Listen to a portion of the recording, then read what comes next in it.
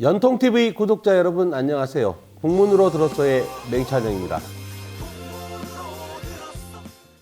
요즘 한반도 상공이 아주 어수선합니다. 연일 한반도 상공을 가로질러서 대북 감시 정찰 비행을 하는 미군의 특수 정찰기 때문인데요. 하루가 멀다 하고 미군의 특수 정찰기들이 좌우로 한반도 상공을 가로지르면서 북측 지역의 전략시설들을 샅샅이 촬영하고 또 통신 같은 것을 감청하고 이러고 있습니다.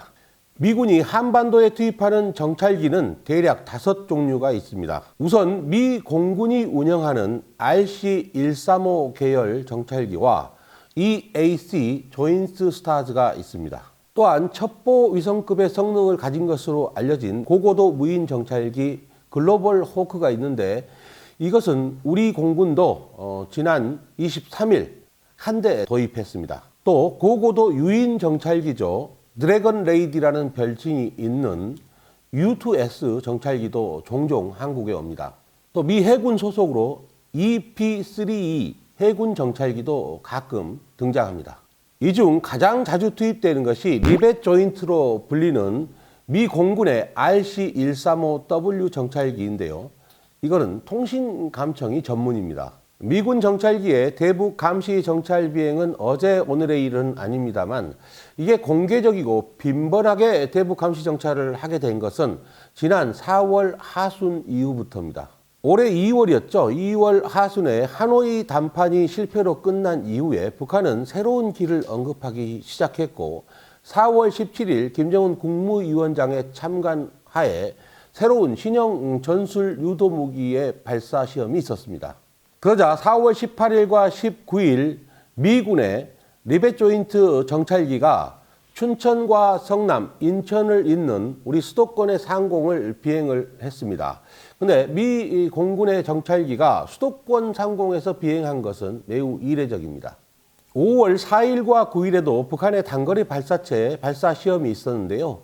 5월 30일에 미 공군의 RC-135 계열 정찰기 2대가 동시에 수도권 상공에서 비행을 하게 됩니다. 이 또한 굉장히 이례적입니다. 트럼프 대통령은 북한의 단거리 발사체 실험을 별것 아니다 이런 식으로 언급을 했는데 정작 미군은 정색을 하고 대응을 하고 있는 겁니다.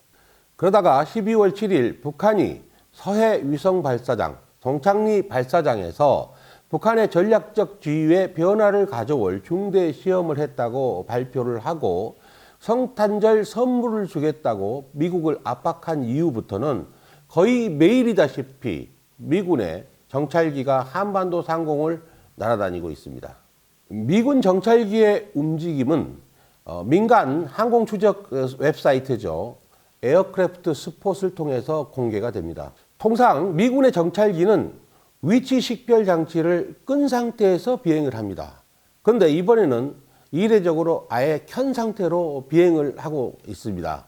그러니까 북한군도 이걸 실시간으로 파악을 하고 거기에 필요한 대응 조치를 하고 있을 겁니다. 이처럼 항적을 공공연하게 다 드러내면서 이렇게 정찰 비행을 하는 것은 실제로 별다른 효과가 없는데도 불구하고 북한을 향해서 우리가 다 지켜보고 있으니 선을 넘지 말라 이런 경고성 메시지를 던진 것으로 해석하고 있습니다. 또한 미국의 대선 판도를 뒤흔들 수 있는 대륙간 탄도미사일 발사 시험 같은 그런 중대 실험은 제발 하지 말아달라라고 하는 다급한 메시지, 신호를 보내고 있다는 해석도 유력하게 나오고 있습니다. 문제는 이것이 단순히 엄포에 그칠 것인지 아니면 2017년처럼 북미 간의 극한 대치 상황으로 되돌아가는 것이 될지 하는 점입니다.